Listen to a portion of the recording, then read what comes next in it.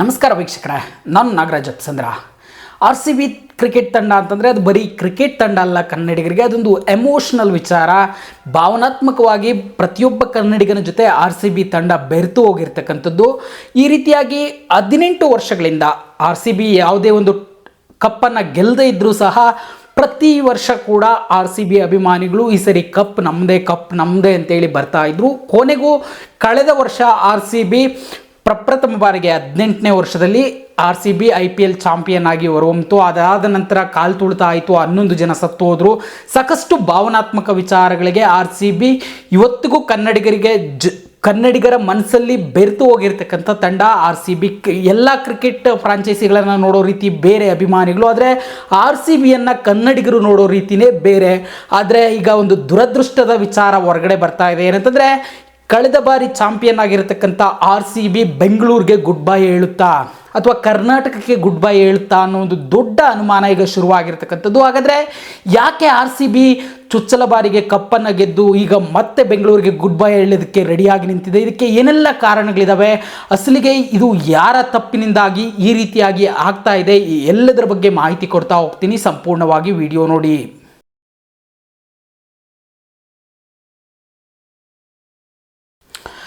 ವೀಕ್ಷಕರೇ, 17 ವರ್ಷ ಪ್ರತಿ ಸಾರಿ ಒಂದು ಉತ್ಸಾಹದಿಂದ, ಪ್ರತಿ ಸಾರಿ ಅದೇ ಎನರ್ಜಿಯಿಂದ ಆರ್ ಸಿ ಬಿ ಅಭಿಮಾನಿಗಳು ಕ್ರೀಡಾಂಗಣಕ್ಕೆ ಹೋಗ್ತಾ ಇದ್ರು.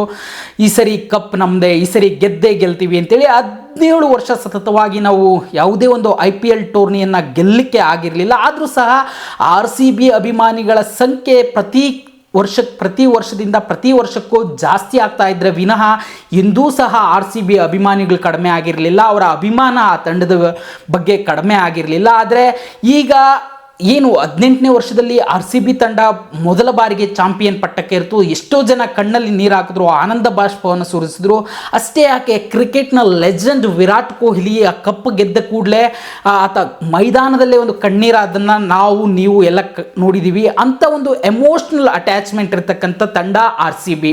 ಆದರೆ ಆರ್ ಸಿ ಬಿ ಈಗ ಕರ್ನಾಟಕದಿಂದ ಹೊರಗಡೆ ಹೋಗ್ತಾ ಇದೆ. ಆರ್ ಸಿ ಬಿಗೂ ಕರ್ನಾಟಕಕ್ಕೂ ಇನ್ಮೇಲೆ ಸಂಬಂಧ ಇರಲ್ಲ ಅನ್ನೋ ಮಾತುಗಳು ಕೇಳಿ ಬರ್ತಾ ಇದ್ದಾವೆ. ನಿಜಕ್ಕೂ ಈಗ ಲಭ್ಯ ಆಗಿರೋ ಮಾಹಿತಿ ಪ್ರಕಾರ ಖಂಡಿತವಾಗ್ಲೂ ಈ ಆವೃತ್ತಿಯ IPLನ ಈ ಆವೃತ್ತಿಯ ಪಂದ್ಯಗಳು, ಆರ್ ಸಿ ಬಿಯ ಯಾವುದೇ ಪಂದ್ಯಗಳು ಬೆಂಗಳೂರು ಅಥವಾ ಕರ್ನಾಟಕದಲ್ಲಿ ನಡೆಯಲ್ಲ ಅನ್ನೋ ಒಂದು ಸ್ಫೋಟಕ ಮಾಹಿತಿ ಹೊರಗಡೆ ಬರ್ತಾ ಇರ್ತಕ್ಕಂಥದ್ದು. ಇದಕ್ಕೆ ಸಾಕಷ್ಟು ಕಾರಣಗಳಿದ್ದಾವೆ, ನಾನು ಹೇಳ್ತಾ ಹೋಗ್ತೀನಿ. ಮೊದಲನೇದಾಗಿ ಪ್ರಮುಖವಾಗಿ ನಿಮಗೆಲ್ಲ ಗೊತ್ತು, ಕಳೆದ ಬಾರಿಯ ಆರ್ ಸಿ ಬಿ ವಿಜಯೋತ್ಸವ ಏನು ನಡೀತಾ ಇತ್ತು, ಈ ಸಂದರ್ಭದಲ್ಲಿ ಆದಂಥ ಕಾಲ್ತುಳಿತದಲ್ಲಿ 11 ಜನ ಸಾವನ್ನಪ್ಪಿದ್ರು. ಇದ್ರ ಬಗ್ಗೆ ಸಾಕಷ್ಟು ಪ್ರಕರಣ ದಾಖಲಾಯಿತು. DC ನೇತೃತ್ವದಲ್ಲಿ ತನಿಖೆಗೆ ಆದೇಶ ಮಾಡಲಾಯಿತು. ನಂತರ ಪ್ರಕರಣ CIDಗೆ ಹೋಯಿತು. ಇಷ್ಟೆಲ್ಲ ಬೆಳವಣಿಗೆಗಳಾಯಿತು. ಇದ್ರ ಬಗ್ಗೆ ಸಾಕಷ್ಟು ದುಃಖ ಪ್ರತಿಯೊಬ್ಬ ಕನ್ನಡಿಗನಲ್ಲೂ ಇದೆ, ಪ್ರತಿಯೊಬ್ಬ ಆರ್ ಸಿ ಬಿ ಅಭಿಮಾನಿಯ ಮನಸ್ಸಿನಲ್ಲೂ ಇದೆ. ಇದರ ನಡುವೆ ಈಗ ಆರ್ ಸಿ ಬಿ ತಂಡ ಸ್ವತಃ ಕ್ರೀಡಾಂಗಣಕ್ಕೆ ಹೋಗಿ, ಚಿನ್ನಸ್ವಾಮಿ ಕ್ರೀಡಾಂಗಣಕ್ಕೆ ಹೋಗಿ ಮ್ಯಾಚನ್ನು ನೋಡುವ ಅವಕಾಶವನ್ನು ಈ ಕೋಟ್ಯಾಂತರ ಅಭಿಮಾನಿಗಳು ಕಳೆದುಕೊಳ್ತಾ ಇರ್ತಕ್ಕಂಥದ್ದು ನಿಜಕ್ಕೂ ಅದರಷ್ಟೇ ಒಂದು ದುಃಖಕರ ಸಂಗತಿ. ಈ ರೀತಿಯಾಗಿ ಕರ್ನಾಟಕದಿಂದ ಈ ಒಂದು ಆರ್ ಸಿ ಬಿ ಪಂದ್ಯಗಳು ಎತ್ತಂಗಡಿ ಆಗುತ್ತೋದನ್ನು ದೃಢೀಕರಿಸ್ತಾ ಇರ್ತಕ್ಕಂಥದ್ದು ಪ್ರಮುಖವಾಗಿ 2 ವಿಚಾರ. ಇನ್ನೇನು ಈಗಾಗಲೇ ಮಹಿಳಾ IPL ಚಿನ್ನಸ್ವಾಮಿ ಕ್ರೀಡಾಂಗಣದಿಂದ ಕೈತಪ್ಪಿ ಹೋಗಿರ್ತಕ್ಕಂಥದ್ದು ನಿಮಗೆಲ್ಲ ಗೊತ್ತಿರ್ತಕ್ಕಂಥ ವಿಚಾರ. ಇದರ ನಡುವೆ ಪುರುಷರ IPLಗೆ ಸಂಬಂಧಿಸಿದಂತೆ ಏನು ಪಂದ್ಯಗಳು ನಡಿಬೇಕಾಗಿತ್ತು ಚಿನ್ನಸ್ವಾಮಿ ಕ್ರೀಡಾಂಗಣದಲ್ಲಿ, ಎಲ್ಲವೂ ಅಂದ್ಕೊಂಡಂತೆ ಆಗಿದ್ರೆ ಅದು ಸಾಧ್ಯ ಆಗ್ತಾ ಇಲ್ಲ. ಇದರ ಭಾಗವಾಗಿ ಏನು ಆರ್ ಸಿ ಬಿ ಫ್ರಾಂಚೈಸಿಯ CEO ಇದ್ದಾರೆ ರಾಜೇಶ್ ಮೆನನ್, ಅವರು ಛತ್ತೀಸ್ಗಢದ ಮುಖ್ಯಮಂತ್ರಿ ವಿಷ್ಣು ದೇವ್ ಅವರನ್ನು ಭೇಟಿಯಾಗಿ ಆರ್ ಸಿ ಬಿ ಜೆರ್ಸಿಯನ್ನು ಕೊಟ್ಟಿದ್ದಾರೆ. ಅಲ್ಲದೆ ಕೆಲ ದಿನಗಳ ಹಿಂದೆ ಒಂದು ಮಾಹಿತಿ BCCIನಿಂದ ಹೊರಬಿದ್ದಿತ್ತು. ಆರ್ ಸಿ ಬಿ ಈ ಬಾರಿ ತವರು ಕ್ರೀಡಾಂಗಣಗಳಾಗಿ ನವಿ ಮುಂಬೈನ DY ಪಾಟೀಲ್ ಕ್ರೀಡಾಂಗಣ ಹಾಗೆಯೇ ರಾಯ್ಪುರದ ಕ್ರೀಡಾಂಗಣವನ್ನು ಆಯ್ಕೆ ಮಾಡಿಕೊಳ್ಳುತ್ತೆ ಛತ್ತೀಸ್ಗಢದಲ್ಲಿ ಅಂತೇಳಿ. ಇದಕ್ಕೆ ಪೂರಕವೆಂಬಂತೆ ಛತ್ತೀಸ್ಗಢದ ಮುಖ್ಯಮಂತ್ರಿಯನ್ನು ಭೇಟಿಯಾಗಿ ಆರ್ ಸಿ ಬಿಯ ರಾಜೇಶ್ ಮೆನನ್ ಜೆರ್ಸಿಯನ್ನು ಕೊಟ್ಟಿರೋದು ನೋಡ್ತಾ ಇದ್ದರೆ ಅಲ್ಲಿಗೆ ಫಿಕ್ಸ್ ಆಗೋಗಿದೆ. ಆರ್ ಸಿ ಬಿಯ ಈ ಆವೃತ್ತಿಯ IPL ಪಂದ್ಯಗಳು ಯಾವುದೇ ಕಾರಣಕ್ಕೂ ಕರ್ನಾಟಕ ಅಥವಾ ಬೆಂಗಳೂರಿನ ಚಿನ್ನಸ್ವಾಮಿ ಕ್ರೀಡಾಂಗಣದಲ್ಲಿ ನಡೆಯೋದಿಲ್ಲ ಅಂತೇಳಿ ಭಾಳ ಸ್ಪಷ್ಟವಾಗಿ ಗೊತ್ತಾಗ್ತಾ ಇರ್ತಕ್ಕಂಥದ್ದು. ಇದು ಬೆಳವಣಿಗೆ. ಇದರ ಬೆಳವಣಿಗೆ ನಡುವೆನೇ ಬೆಂಗಳೂರು ನಗರ ಪೊಲೀಸ್ ಆಯುಕ್ತ ಸೀಮಂತ್ ಕುಮಾರ್ ಸಿಂಗ್ ಅವರು KSC ಅವರ ಜೊತೆ ಒಂದು ಸಭೆಯನ್ನು ನಡೆಸ್ತಾರೆ. ಸಭೆಯಲ್ಲೂ ಕೂಡ ಒಂದು ಅಂತಿಮ ನಿರ್ಧಾರಕ್ಕೆ ಬರಲಿಕ್ಕೆ ಆಗಿಲ್ಲ. KSC ಒಂದು ಕಡೆ ಹೇಳ್ತಾ ಇದೆ, ನಾವು ಆರ್ ಸಿ ಬಿ ಫ್ರಾಂಚೈಸಿ ಜೊತೆ ನಿರಂತರವಾಗಿ ಸಂಪರ್ಕದಲ್ಲಿದ್ದೀವಿ, ಮೊದಲು ಇಲ್ಲಿ ಪಂದ್ಯ ಆಯೋಜನೆಗೆ ಅನುಮತಿ ಸಿಗಲಿ, ನಂತರ ಮಾತಾಡ್ತೀವಿ ಅನ್ನೋ ಮಾತುಗಳು KSCಯಿಂದ ಕೇಳಿ ಬರ್ತಾ ಇರ್ತಕ್ಕಂಥದ್ದು. ಈ ಬೆಳವಣಿಗೆಗಳನ್ನು ನೋಡ್ತಾ ಇದ್ದರೆ ಬಹಳ ಸ್ಪಷ್ಟವಾಗಿ ಗೊತ್ತಾಗ್ತಾ ಇದೆ, ಆರ್ ಸಿ ಬಿಯ ಈ ಪಂದ್ಯಗಳು ಈ ಬಾರಿ ಕರ್ನಾಟಕ ಅಥವಾ ಬೆಂಗಳೂರಿನಲ್ಲಿ ನಡೆಯೋದು ಇಲ್ಲ. ಆ ಮುಖಾಂತರ ಚೊಚ್ಚಲ ಬಾರಿ ಡಿಪೆಂಡಿಂಗ್ ಚಾಂಪಿಯನ್ ಆಗಿ ಅಖಾಡಕ್ಕೆ ಇಳಿರತಕ್ಕಂಥ RCBಯನ್ನು ಕಣ್ತುಂಬಿಕೊಳ್ಳುವ ಅಭಿಮಾನಿಗಳ ಆಸೆಗೆ ಈ ಬಾರಿ ತಣ್ಣೀರು ಎರಚೋದು ಬಹಳ ಸ್ಪಷ್ಟ ಅಂತೇಳಿ ಬಹಳ ನೀಟಾಗಿ ಗೊತ್ತಾಗ್ತಾ ಇರ್ತಕ್ಕಂಥದ್ದು. ಇದು ಒಂದು ಕಡೆ ಆದರೆ ಯಾಕೆ ಕೇವಲ ಈ ಒಂದು ಕಾಲ್ತುಳಿತ ಪ್ರಕರಣ ಮಾತ್ರ ಈ ಒಂದು ಪಂದ್ಯಗಳು ಬೇರೆ ಕಡೆ ಶಿಫ್ಟ್ ಆಗೋದ್ರಿಂದ ಇದೆಯಾ ಅಂತಂದರೆ ಇನ್ನೂ ಹಲವು ಕಾರಣಗಳಿದಾವೆ ಅಂತೇಳಿ ಕ್ರಿಕೆಟ್ ವಲಯದಲ್ಲಿ ಚರ್ಚೆ ಆಗ್ತಾ ಇರ್ತಕ್ಕಂಥದ್ದು. ಹಾಗಾದರೆ ಆ ಕಾರಣಗಳೇನು ಅಂತೇಳಿ ನೋಡೋದಕ್ಕೆ ಹೋದರೆ,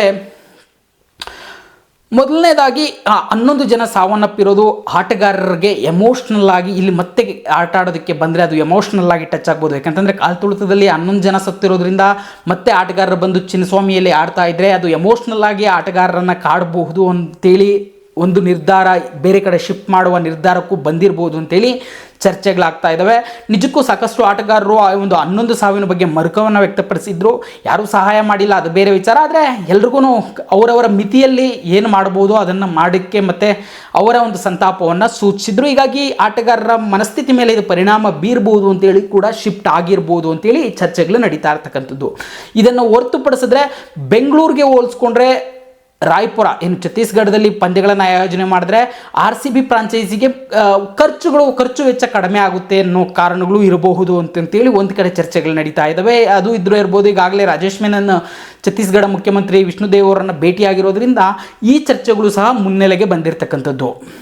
ಇದಲ್ಲದೆ ಪ್ರಮುಖವಾಗಿ RCB ಫ್ರಾಂಚೈಸಿಯನ್ನು ಕಾಡ್ತಾ ಇರ್ತಕ್ಕಂಥದ್ದು CID ಸಲ್ಲಿಸಿರ್ತಕ್ಕಂಥ ಚಾರ್ಜ್ ಶೀಟ್ನಲ್ಲಿ RCBಯ ಎಲ್ಲ ಘಟನೆಗಳ ಕಾಲ್ತುಳಿತ ಘಟನೆಗಳ ನೇರ ಹೊಣೆಗಾರ ಅಂತೇಳಿ ಹೇಳಿರೋದ್ರಿಂದ RCBಗೆ ಇದರ ಉಸಾಬರಿಯೇ ಬೇಡ, RCB ಫ್ರಾಂಚೈಸಿ ಇಲ್ಲಿ ಇದ್ರೇ ಇಷ್ಟೊಂದು ತೊಂದರೆಗಳು. ಹೀಗಾಗಿ ಇಲ್ಲಿ ಈ ಬಾರಿ ಯಾವ ರೀತಿಯ ಪಂದ್ಯಗಳನ್ನು ಆಯೋಜಿಸೋದ್ರಿಂದ ಸಾಕಷ್ಟು ತೊಂದರೆಗಳು ಉಂಟಾಗ್ಬೋದು ಅಂತೇಳಿ ಯೋಚನೆ ಕೂಡ ಮಾಡಿರ್ಬೋದು. ಬಿಸ್ನೆಸ್ ಮೈಂಡೆಡ್ ಫ್ರಾಂಚೈಸಿ ಆಗಿರೋದ್ರಿಂದ ಬಿಸ್ನೆಸ್ಗೆ ಏನು ಧಕ್ಕೆ ಆಗಬಾರ್ದು ಅನ್ನೋ ರೀತಿಯಲ್ಲೇ ಯೋಚನೆ ಮಾಡ್ತಾರೆ. ಹೀಗಾಗಿ ಬೇರೆ ಕಡೆ ಶಿಫ್ಟ್ ಆಗಿರ್ಬೋದು ಅಂತೇಳಿ ಚರ್ಚೆಗಳು ನಡೀತಾ ಇರ್ತಕ್ಕಂಥದ್ದು. ಸದ್ಯಕ್ಕೆ ಛತ್ತೀಸ್ಗಢ ಮುಖ್ಯಮಂತ್ರಿ ವಿಷ್ಣುದೇವರನ್ನು ಭೇಟಿಯಾಗಿರ್ತಕ್ಕಂಥದ್ದು BCCI ಮೂಲಗಳಿಂದ DY ಪಾಟೀಲ್ ಮತ್ತು ರಾಯ್ಪುರದಲ್ಲಿ ಪಂದ್ಯಗಳು ನಡೀತವೆ ಅನ್ನೋ ಮಾಹಿತಿಗಳು ಹೊರಗಡೆ ಬರ್ತಾರೆ. ಅದನ್ನು ನೋಡ್ತಾ ಇದ್ದರೆ ಬಹಳ ಸ್ಪಷ್ಟವಾಗಿ ಗೊತ್ತಾಗ್ತಾ ಇದೆ RCB ಅಭಿಮಾನಿಗಳು ಈ ಬಾರಿ ಚಿನ್ನಸ್ವಾಮಿ ಕ್ರೀಡಾಂಗಣದಲ್ಲಿ ಹೋಗಿ ತಮ್ಮ ನೆಚ್ಚಿನ RCB ಮತ್ತು ವಿರಾಟ್ ಕೊಹ್ಲಿಯನ್ನು ಕಣ್ತುಂಬಿಕೊಳ್ಳುವ ಯಾವುದೇ ಸಾಧ್ಯತೆಗಳು ಇಲ್ಲ. ಆ ಮುಖಾಂತರ ಈ ಬಾರಿಯ IPL ಆವೃತ್ತಿಯಲ್ಲಿ ಬೆಂಗಳೂರಿನ RCB ಅಥವಾ ಕರ್ನಾಟಕದ RCB ಬೆಂಗಳೂರು ಮತ್ತು ಕರ್ನಾಟಕಕ್ಕೆ ಗುಡ್ ಬೈ ಹೇಳ್ತಾ ಇರ್ತಕ್ಕಂಥದ್ದು ಅಕ್ಷರಶಃ ಸತ್ಯ.